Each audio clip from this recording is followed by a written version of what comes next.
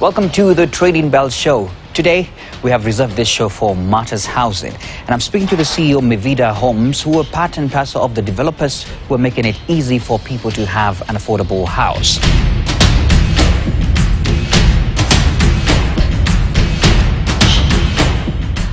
Samuel Kariuki, welcome to the show. Thank you, and welcome to Mivida and Garden City. Very well. It's a beautiful place. As I was walking in, I've seen some of the properties, and I'm sure our viewers will be checking out a few of them. Absolutely. Congratulations on what you do. Maybe buy one or two on your own. And buy one or two. That's true. Yes.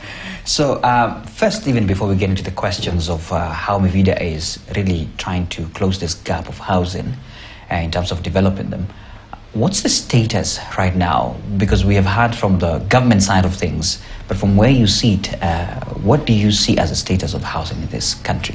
Okay. I think one would have to look at the three categories that you can generalize housing as.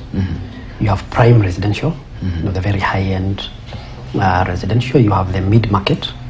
You have affordable and probably low-cost. Okay. The last 20 years, and especially since the change of government in 2003, investors invested significantly on prime residential and on mid-market. Not surprisingly, of course, the returns in those two segments are significantly high. Yeah. What that has meant is because the middle class is growing, then the supply of housing which is affordable to that middle class, probably to the lower middle class, has not kept up with the demand. And what you have then is a significant cumulative deficit of what I would call affordable housing. And I use that word a bit loosely. Yeah. Obviously, when it comes to low-cost housing, the provision is almost near zero. Okay. And that's why you see the sort of slums sprawling across Nairobi and other major cities. Okay. So summarize that to say the supply of affordable housing has not kept up with demand, and then you have this very significant deficit, which the government estimates at 2 million units. Okay.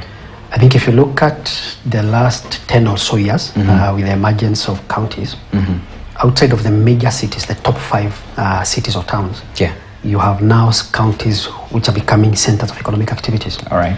And even there then, obviously they're attracting populations, but you're also now seeing a similar sort of dynamic with it urbanizing in some way, but there's no provision of quality affordable housing. So it's now becoming not just a major city issue, but also the second and third tier sort of towns issue. All right. Thanks a lot for that. And just on this matter of the housing agenda, it's been an emotive issue, and there's discussions, as we know, in court and the government, especially with the finance bill. And I'm curious to understand from your end what your view is on the housing agenda, because there's a lot of divergent views outside there, whether people should be forced to save and the likes and all that. What's your view? I think if I look at the general agenda of affordable housing, yes, it's not a Kenyan agenda. Every country in Africa, every city in Africa will be talking about affordable housing, the provision of adequate affordable housing. And beyond Africa, it's also a global issue. And I would imagine major cities across the globe would also be discussing how to continually provide and meet the demand for affordable housing.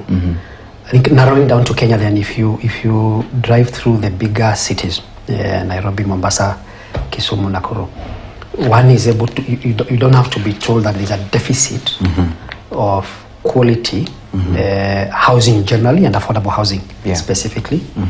And that cumulative deficit, I suppose, is what has led to two phenomena. One, just the sprawling of slums.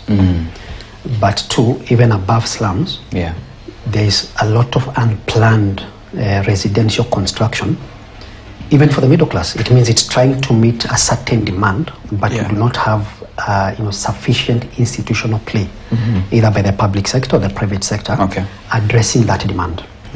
So it is then timely, and I suppose that is why back in the 2010 constitution, even before this whole agenda became a big agenda, there was a recognition that housing is a big issue, and the constitution mandated the provision of adequate, decent housing to citizenry.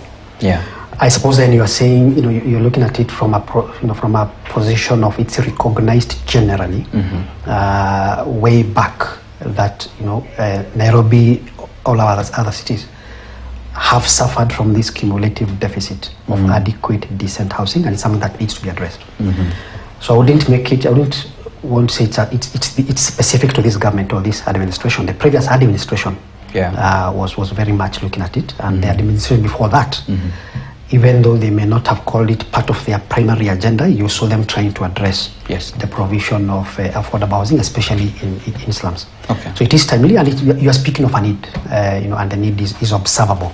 Okay. From what you see in Nairobi City and other cities. So Kenyans should embrace it. You should, and I don't think there is a opposition per se to the idea that there should be provision of adequate, decent housing. Okay. I think the discussion is how, not the weather. Not the weather. Yes. I love that. Which now brings me to my question on what Mivida is doing, and probably who's your target audience on this. Would you mind to elaborate that? Okay. Yeah.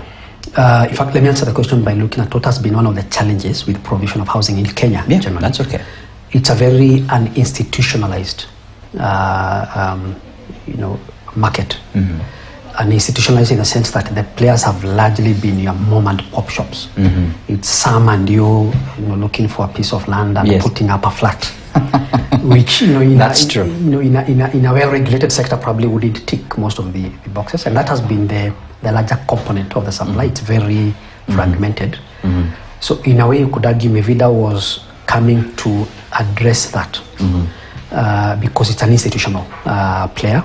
It's backed by global capital. It's owned by Actis, which is a global private equity firm. Okay. It's also technically backed by a major global player from Asia called SPRE. Okay. So Mivida in a way answers the question of, is there institutional play with residential units provision in this market? I think Kenya today has only a handful of housing or developers who provide housing. Yeah. So in that case, then, by virtue of us coming to institutionalize the market, we are responding to the needs of the market. Okay. We have recently launched 2 residential projects in the market. One is in Reruta area of Naivasha Road. Okay. It's a 1,200 unit affordable housing project, starting from 1.9 million Kenya shillings. Here at Garden City, which is a 48-acre mixed-use development, ordinarily it looks like a high-end development, and indeed the infrastructure is very high-end. We're also offering affordable housing. So we've recently launched a 640-unit affordable housing project, again starting from price points of 2.1 million Kenya shillings. And that truly makes Garden City not just a mixed-use development, but a mixed-income development addressing different sectors of demographics. Okay. Yes. And I'm sure you have more in your basket. Yeah, those are just two of the first. So that would give us a supply of 1,800 immediately. Okay. That is in the market, and as those mature off, then the others lined up in the pipeline. All right, thank you so much for that. There was a plan to introduce an offtake guarantee plan. How will this benefit developers such as Mivida Homes? It's a good question. I think if you look at a developer has what I would call impatient capital. Yeah. And capital turnover is very important to justify investing in what is otherwise a risky sector. Yeah. By capital turnover, I mean I want to put in my money today in a project, and within 3 years, I want to recycle that capital in another project. Yeah. In the absence of that necessary level of capital turnover, it limits the scale that I can go into. And I suppose I say that to mean the biggest limit for us as developers, from a scaling perspective, is offtake, is market risk. Okay. I may be able to mobilize capital to develop 10,000 homes today. Yeah.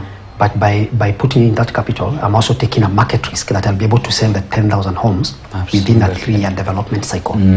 So that has limited our ability, or the ability of developers in our market, to scale up quickly, because the offtake is slow, and you are putting your capital, you are subjecting your capital to market risk.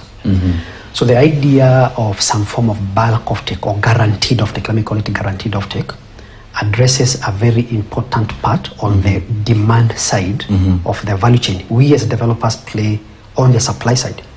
We need solutions on the demand side that match